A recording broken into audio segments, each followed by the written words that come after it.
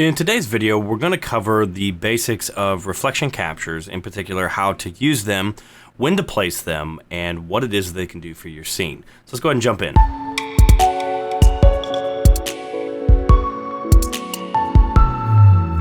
If you want to follow along with this video, go ahead and head on over to the Unreal Marketplace. Now you can do this through your launcher. And one of the things included with the permanently free collection is this City Subway Train modular. So you can easily just search for it, or if you go under free, permanently free collection, you should be able to find it.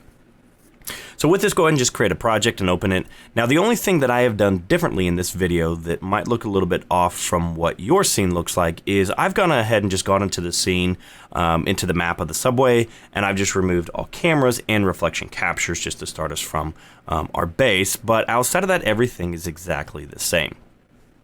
All right, so now before we dive in and actually start explaining and dissecting the different reflection capture types that we have, I want to make sure you understand when and where and why you would want to use reflection captures in your scene.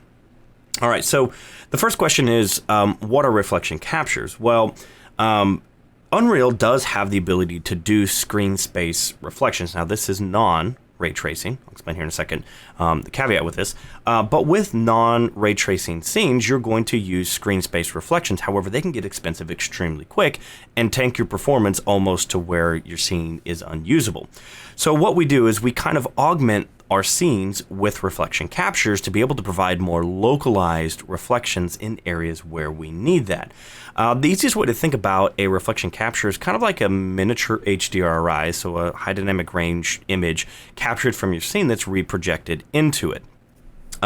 More explicitly though, your reflection captures are more designed for the reflections as opposed to HDRIs where they kind of project light back into it. So the reflection captures, kind of like an HDRI, but more specific for our reflections. All right, now when do we want to use them? As I said before, whenever you're not using ray tracing. With ray tracing, because we're using accurate per pixel reflections, you really don't need to have any of your reflection captures. So the assumption here is if you're watching this video, you're probably not running real-time ray tracing and you're going to be using anything else outside of that. Additionally, the best thing to keep in mind too is when do you want to use reflection captures? Whenever you have shiny surfaces. So with that being said, hopefully that makes sense on the theory behind when we want to use it. And there's one more thing that I want to show that we're going to do inside of here. Well, actually, no, I'm going to save it because we can see it in real time. We don't have to restart the editor. But that has to do with our base reflection capture resolution size that we'll want to set. So typically you do that on your project, but I'll show you guys why you would want to do that. All right. With that being said, let's go ahead and jump into kind of our first type of reflection capture that we'll do, which is planar. So inside of my place actors, I'll go ahead and clear my filter here. Under search capture, search classes, all you gotta type is just reflect, and that will just pop up the three different types. Now, we do have three available types for us. We've got planar, which we'll cover first. We've got box, and we have sphere. Now, something to note is that planar is kind of the oddball here. That's why I'm going to show it first. Typically speaking, you only want to use this whenever you have like a flat surface, such as like a pool of water or a body of water in which you need just kind of that flat reflected plane. Typically speaking, you're only going to use these in rare circumstances. This is probably the least common one that you'll use. So I'll go ahead and just drop in our planar reflection and bring it up. And you see if I go into game mode, you'll see kind of what I mean by that reflective surface. So again, the only time you would really use this is when you have a body of water like a flat puddle, a pool, or something like that. But be mindful, this is the most expensive type, so use with caution. All right, so that covers planar reflections. Let's keep moving on. So the next two that we have are box and sphere. Now, something to note here with both box and sphere reflection captures is that they are very cheap. In fact, you can populate your scene with a lot of them. Now, I'll show you later why you don't want to do that. You want to be specific about it. But just know that they're very cheap in terms of their performance costs, so you can populate them as much as you need to get the accuracy of the reflections that you need. All right, now with that being said, what I want to show first is our box reflection capture. So I'm going to go ahead and drag this into our scene. And if you notice here, so I'm going to take a look at kind of this little side window. Since it's fairly reflective, now we do have some dirt, but that's fine. It gets the point across. And then I've got two panels over here, which is just going to help me position it. All right, now principle number one that I want to cover in terms of placing your reflection captures is be mindful that if I kind of fly up here and we can see the little icon here. So I'll press escape. So this is our indicator for reflection capture. That is the capture point at which the information is going to be taken. So what do I mean by that? It's very critical that whenever you're placing your reflection captures, be mindful that it will be reprojecting that information back into your scene. And typically speaking, the best rule of thumb is place those reflection captures at the height of your viewer. So if you've got like a gaming experience, place it around, 6 feet tall, 2 meters, wherever the player will be running. Now, if for some reason you're using, very short characters or something like that, you may want to place them lower. Just be mindful again, though, that reflection capture, the information it reprojects back into your scene will be at the height and the position of where that is placed. So I'm going to go ahead and just move this up and kind of position it somewhat center of our train. Totally fine. And if you notice that I kind of have reflection information, but I don't yet because I've got this warning, reflection captures need to be rebuilt. This process is extremely quick. In fact, if you have a whole scene populated and you have hundreds of reflection captures, generally speaking, it's only going to take a couple seconds to recompile. So to do that, underneath build, I'm going to click this little triangle drop down and I've got reflections, build reflection capture. So as soon as I do that, you'll notice now that my reflections are a little bit more accurate. All right, so I'm going to press G to go into game mode so we can kind of see what's happening here. All right, so this is that box capture in action. If you notice, there's a slight bit of off-kiltered here a little bit. The reason for that is our box captures are really best suited whenever you have like a boxed environment. So think about just, a room inside of a house or a building, something that has fairly straight walls up and down. That's typically when you'll want to use a box reflection capture. So with that being said, that's kind of the first one. Now, that should cover box reflection captures, but what I want to show you here too is something, again, that I recommend doing at the start of your project settings, but you can do it on the fly. And that has to do with the capture resolution. So if you notice over in our box reflection capture, I'll go ahead and roll this up. I don't really have, even if I expand this out here, I don't really have the ability to change the captured resolution. In fact, that's set globally in our project. So I'm going to go up to Edit, Project Settings, and I'll go ahead and move this up. And in here, all I'm going to do is you can click all settings or just type. I'm going to type in Reflect. And what I'm looking for here is this reflection capture resolution. All right, now I'm going to move this off. Now, I believe by default it's 128. That's pretty low. And if you're working on something like a mobile title or a VR title, you may want to have it lower because that's a lot more texture information to process on the GPU or lack of GPU if you don't have one. But in this situation, I actually want to bump it up. So assuming we're going more towards like ArcViz or very realistic, you absolutely can bump this reflection capture resolution up to maybe 1K, 2K, so 1024, 2048. Be very careful those you start getting to 4K, so 4096 or above. That can get very expensive. So in this case, I'm going to change it to 1024. Now before I press tab or enter, what I want you to pay attention to is the reflection here, in particular the two doors that we have. So I'm going to go ahead and press enter. And you'll notice now that I start to get a little bit more information in that reflection capture. So again, going back to the principle that our reflection captures are like miniature HDRIs reprojecting back into our world, the higher our reflection capture resolution, the more information it can capture and then reproject. So again, if I change this to maybe like 2048, you notice that I don't get a ton more information, but it is a little bit longer to process. So again, I'm going to keep ours at 1024, press enter, and we should be good to go. And again, as you saw, you can change this on the fly, but usually it's better to start at the beginning of your project, kind of pick, what it could be and go from there. All right. Perfect. All right, so now what I'm going to do, I'm going to just delete our box capture, so now we don't have our reflection captures. And the next one we're going to go on to is our sphere reflection capture.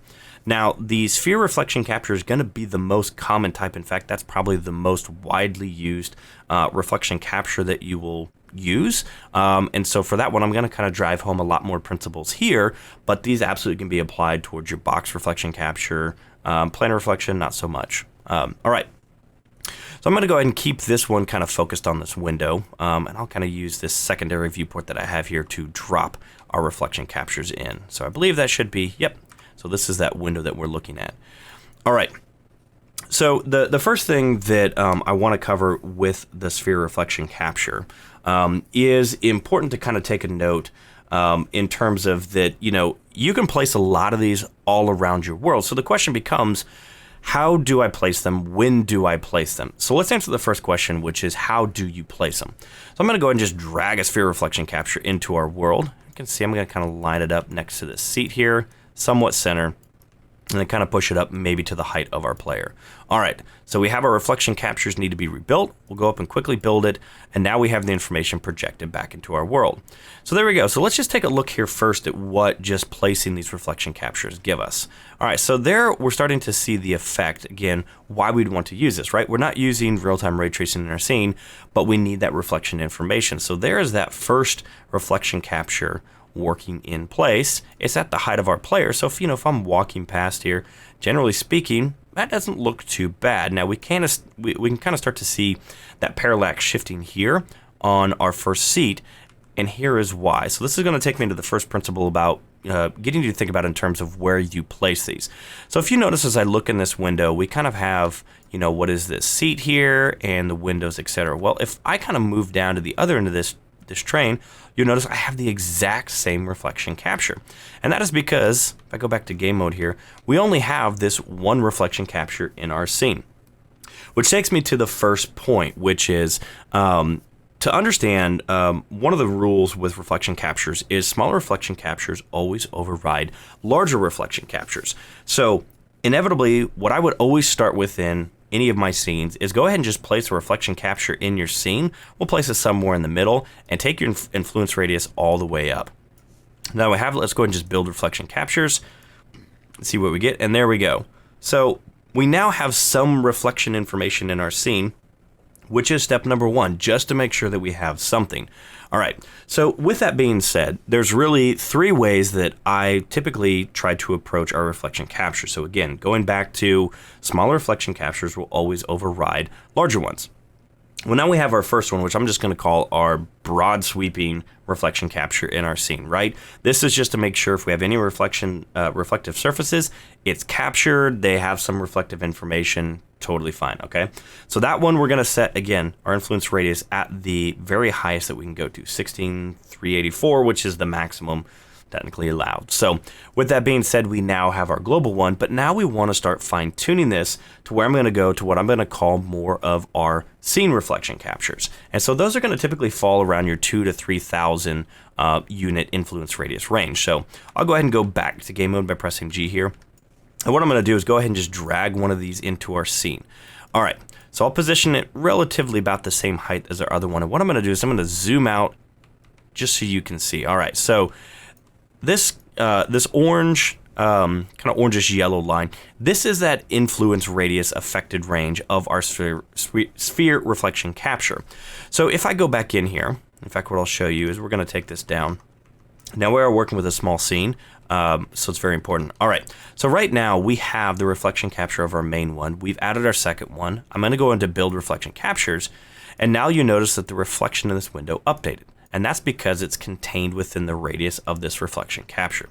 Now again, as I mentioned, we've got our broad reflection capture and we have our scene one. So this is that smaller version.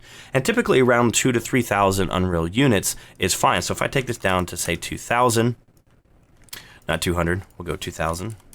There we go. You can still see if I zoom out that it pretty much encapsulates our entire train. Now, if we were working on a much larger scene, much larger building, 2,000 to 3,000 would be totally fine too. What I'm going to do is I'm going to go ahead and break that rule just slightly and take this down to 1,000.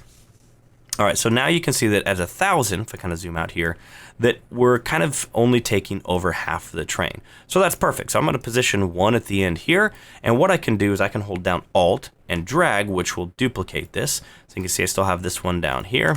And then I've got another one down at the other end of the train. Let's go back up here, roll this up so we can see. And then I'm going to go ahead and just build our reflection captures. All right, so hopefully this is making sense, but let me just recap here real fast. So our sphere reflection capture 1, let me go ahead and just change this to broad, just so we know what's happening here. So this is our broad, and then we have our medium. So I'll just type these into medium. We'll go here, medium as well. And there we go. So I'll kind of zoom in here. So now that we have these three reflection captures, our broad and two mediums, what is happening here is if I kind of zoom into this window, you see that I'm starting to get more of the reflection of the actual, actually I had this guy, it's not a camera. But we'll notice that we're starting to get a little bit more accurate reflections locally. Now if I zoom down to the window, you'll see that it still kind of shows it a little bit. And then at the end here as well, I've got it. So what's happening here? Let me kind of zoom out a little bit. So our broad one is now encapsulating everything in the scene. Our two medium ones, they have a small degree of overlap. But let's say, for example, I had like a trash can outside of this sphere's influence radius. This larger one would pick up the reflections, whereas these two medium, they would cover everything that's contained in it. All right. Hopefully this is making sense. Now, before we get down to the very kind of minute ones, or what I'm going to call more or less our targeted sphere reflection captures, it's important to note that all of our reflection captures, if we actually expand this out, I believe, all of them have kind of a blending of sorts that happens with them. So again, if we kind of take a look at our broad one and zoom out here, you can see that's absolutely massive.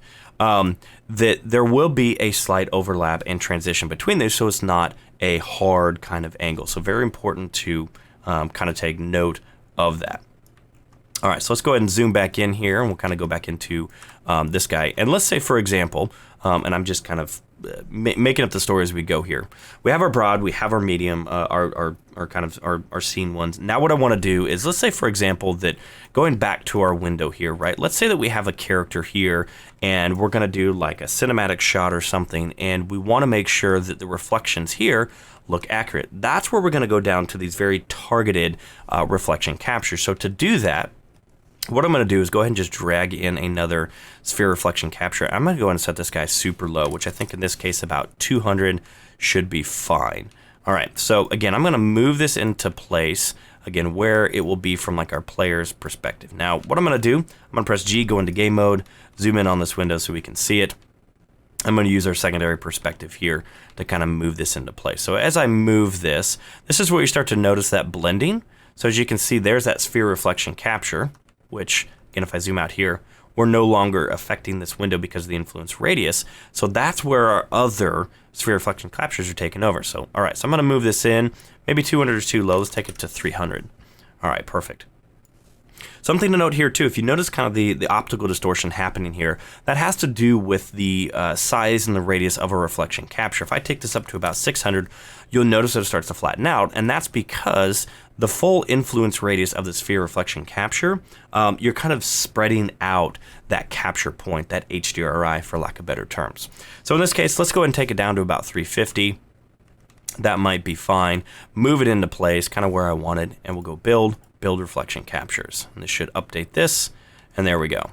All right, so as you can see, we get a little bit of distortion, but we get a much more accurate reflection inside of this little area here. In fact, if I zoom down, you'll see this is where we have that other reflection capture. If I go back over to here, you'll see that I have now a more localized. So hopefully this is making sense. So again, let's kind of just jump back here on principle and explain what's happening. So we want to have our broad sphere reflection capture, or our broad reflection capture in our scene, just to project some kind of reflection information back in. From there, we'll start to create our smaller ones, and these what I'm going to call kind of our medium ones, or more kind of an isolated area in your scene. And with these, we'll set their influence radius smaller than our broad one. And that's going to help just to make the reflections look a little bit bigger. In fact, we saw that with our small reflection capture, to where if they start to get too small, you start to get kind of this optical distortion that happens with it, because we're capturing, a smaller point and trying to project it much more, a lot more times around the scene, which will get that distortion. And then lastly, what we're going to do is we're going to place these smaller reflection captures in our scene where we need it more isolated and targeted. So again, hopefully that makes sense. At any point, what's nice about this workflow is that if any point I'm like, hey, this sphere reflection capture isn't working, and I delete it, I still have that kind of mid-level coverage from my medium-sized reflection captures. So again, hopefully that makes sense. On how to place your reflection captures. Really the only other component, I'll go ahead and undo this so we get our reflection capture back. Really the only other thing to take note of with your reflection capture, minus where you position it height-wise, is your influence radius and your brightness are about the only two things that you have to really be concerned about in terms of it influencing back into your scene. In fact, if we take this up, you'll see if I take my brightness up, you'll see that it does effect. It does look like the scene's getting brighter, but really it's just affecting the information in the reflection. So typically speaking, leaving it at 1 is absolutely fine. In fact, you can see if I hide this, well, it actually won't do anything. We'll go back to game mode. So if we hide it, you'll see that it's not really adding a ton more lighting information. So generally speaking, keep it at 1 and you're totally fine. The other thing here to take note of is that you can have an actual HDRI in your scene, which there are situations where you may want that. To give an example of kind of contextually, let's say, for example, that in here you've got this scene capture cube. I won't go into detail. In fact, I cover this in a totally separate video. But one of the things that you can do with this scene capture cube is actually create your own HDRIs from your scene. So there may be situations where you want to use that specific HDRI. You can capture those in your scenes, and then using your sphere reflection captures, in fact, let me go up to here, you can change this from captured scene to specific cube map, and then you can drop that texture in. Now, it's not the virtual texture, it's the actual HDRI. So you may find situations where that is applicable, but again, if you understand anything about your skylights and using HDRIs, the same principles apply. All right, and finally, the last thing that could be useful, let's say, for example, that you weren't the one that was setting up the sphere reflection captures, and whoever it was decided that, oh, they thought it was supposed to be ground level, and you're like, well, I don't want to move everything up. That might be a pain. Of course, you could. What you can do is actually this capture offset. So if I take a look here, I'm going to middle mouse drag and take a look here. So I probably want to have this up 120 units. That's what that was showing. So you can keep your reflection capture in its area. So in fact, if I go over here to this window, let's go to build reflection captures. You can see that clearly it's being captured from down on the ground. But I can select this and I can go Z offset and let's say 120. And I should take it up 120 units. Build my reflection capture. Might be the other way around, and now you can see that it has actually moved it back up. So that is one way that, again, if you don't want to move the reflection capture for some reason, you can do this capture offset. So hopefully that helps. That should explain kind of the basic and the generics of using sphere reflection captures. Truth be told, they're very simple to use. There's really not a lot of complexity to them. So again, hope that helps. Again, this is not using real-time ray tracing. With real-time ray tracing, you pretty much don't have to worry about this workflow, and that should be fine. So hope that helps. We'll catch you on the next video.